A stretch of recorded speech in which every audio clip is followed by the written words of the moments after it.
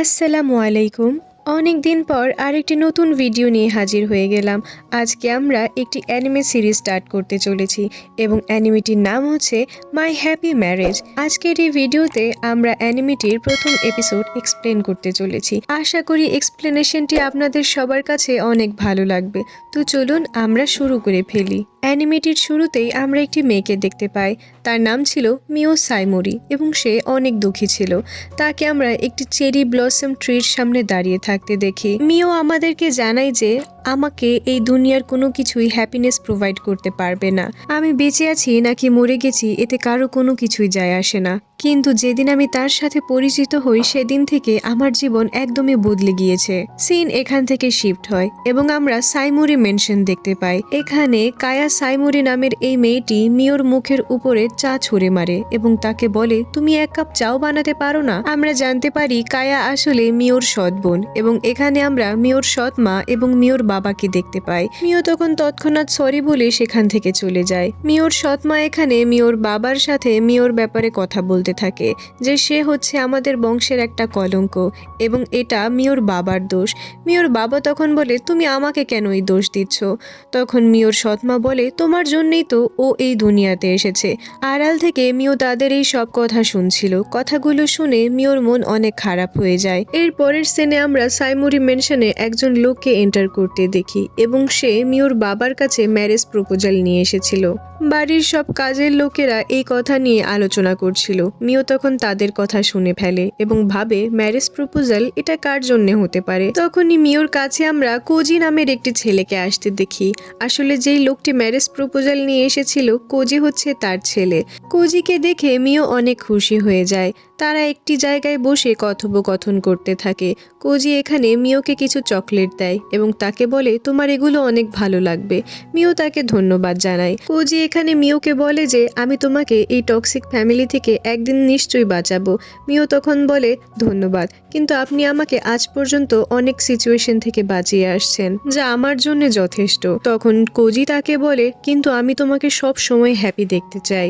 রাতের বেলা কায়া তার বাবাকে বলে, আমার স্কুল স্টার্ট হতে চলেছে, এজন্য আমার নতুন কিমোনো দরকার। তখন তার বাবা তাকে বলে যে ঠিক আছে, সে তাকে 3-4 সেট কিমোনো কিনে দেবে।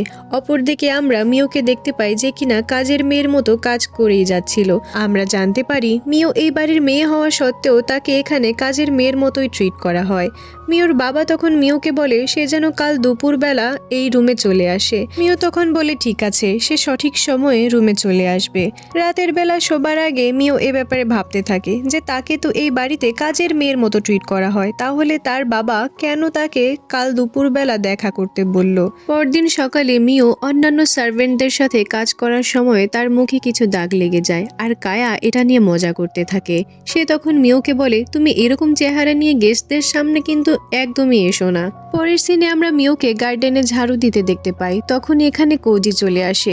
মিও কোজিকে দেখে অনেক হ্যাপি হয়ে যায়, কিন্তু আমরা কোজিকে দেখতে পাই সে মোটেও হ্যাপি ছিল না। কোজি মিওকে জানায় যে সে আজকে তার বাবার সাথে মিট করতে এসেছে। এটা বলে কোজি সেখান থেকে চলে যায়। কিছুক্ষণ পরে মিওর কাছে একটি সার্ভেন্ট এসে তাকে জানায় যে তার বাবা তাকে ডাকছে।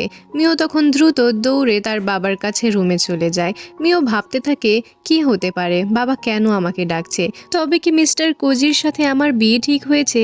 না না, আমার এসব কথা ভাবা উচিত নয়। আমাকে সকল পরিস্থিতির জন্যই প্রস্তুত থাকতে হবে। মিও যখন তার বাবার রুমে যায় তখন মিও একটি বড় সড় রকমের ধাক্কা খায়। আসলে কোজির বিয়ে ঠিক হয়েছে তারই বোন কায়ার সাথে। এটা শুনে মিও দুঃখী হলেও সে তো এই পরিস্থিতির জন্য নিজেকে প্রস্তুত করেই রেখেছিল। মিওর বাবা এখানে মিওকে বলে কুডো ফ্যামিলির কিউকা কুডোর সাথে সে মিওর বিয়ে ঠিক করেছে। সে যেন আজকেই তার জিনিসপত্র গুছিয়ে সেই বাড়ির উদ্দেশ্যে রওনা হয়ে যায়। মিও তখন এই ব্যাপারে কোনো প্রকার কোনো কথা না বাড়িয়ে সেখান থেকে বাগানে চলে যায় এবং বাইরে প্রচুর বৃষ্টি হচ্ছিল। কোজিও তখন মিওর পিছু পিছু বাইরে গিয়ে দেখে মিও বাগানে ছাতা নিয়ে একাই সেই চেরি ব্লসম গাছের সামনে দাঁড়িয়ে আছে।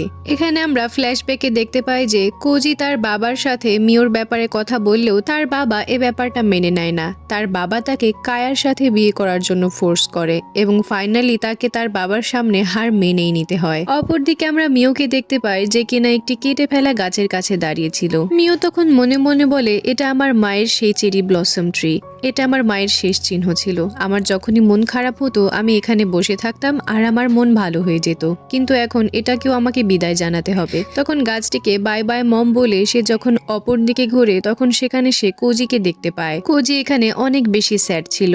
সে মিওকে বলে, আমাকে তুমি মাফ করে দিও, আমি তোমাকে এই টক্সিক ফ্যামিলি থেকে বাইরে বের করতে পারলাম না। আমি অনেক চেষ্টা করেছিলাম কিন্তু আমার দ্বারা সম্ভব হলো না। আমার বাবার সামনে আমাকে হার মেনেই নিতে হলো। তখন মিও তাকে বলে, এতে আপনার কোনো দোষ নেই, আমার ভাগ্যটাই এমন। তখন কায়া তাদেরকে এভাবে বাইরে কথা বলতে দেখে জিজ্ঞেস করে, তোমরা দুজন কি কথা বলছো? এটা দেখে মিও দ্রুত কথোপকথন বন্ধ করে সেখান থেকে চলে যায়। এরপরে আমরা রাতের দৃশ্য দেখতে পাই, যেখানে মিও তার কাপড় চোপড় গোছাচ্ছিল, কেননা পরদিন সকালে তাকে কুডো ফ্যামিলির উদ্দেশ্যে রওনা হতে হবে। এখানে একজন সার্ভেন্ট এসে মিওকে একটি ড্রেস দিয়ে বলে, আপনার বাবা এটা আপনাকে দিয়েছে, তিনি বলেছেন যে কালকে সকালে এই ড্রেস পরেই যেন আপনি রওনা হন। এখানে মিওর কাছে অনেক অল্প কাপড় চোপড় ছিল, যেটা দেখে সার্ভেন্ট অনেক দুঃখী হয়ে যায়। সার্ভেন্ট তখন তাকে কিছু খাবার জিনিস দেয় এবং তাকে বলে, আপনি কিন্তু সাবধানে থাকবেন। আমি শুনেছি কিউকা কুডো অনেক বদমেজাজি ব্যক্তি, যার কারণে তার পূর্ববর্তী স্ত্রী তাকে ছেড়ে চলে গিয়েছিল। পরদিন সকালে মিও ওই নতুন কিমোনোটি পরে কুডো ফ্যামিলির উদ্দেশ্যে রওনা হয়। শেষবারের মতো সে তার বাড়ির দিকে ফিরে তাকায়। তখনই আমরা একটি ফ্ল্যাশব্যাক দেখতে পাই, যেখানে ছোটবেলায় মিও তার মা বাবার সাথে অনেক হ্যাপি ছিল, কিন্তু একদিন হঠাৎই তার মায়ের মৃত্যু হয়ে যায় এবং তার মায়ের মৃত্যুর পরে তার বাবা দ্বিতীয় বিয়ে করে নেয় এবং তার দ্বিতীয় মা তাকে মোটেও পছন্দ করত না, আর তার সৎ বোনও তাকে মোটেও দেখতে পেত না। তারপর একদিন মিওর সৎ মা মিওর মায়ের সেই চেরি ব্লসম ট্রিটিও কেটে ফেলে। সিন এখান থেকে আবারও প্রেজেন্টে শিফট হয়। আমরা দেখতে পারি মিও সেই অ্যাড্রেস খুঁজতে খুঁজতে একটি জঙ্গলের কাছে চলে আসে।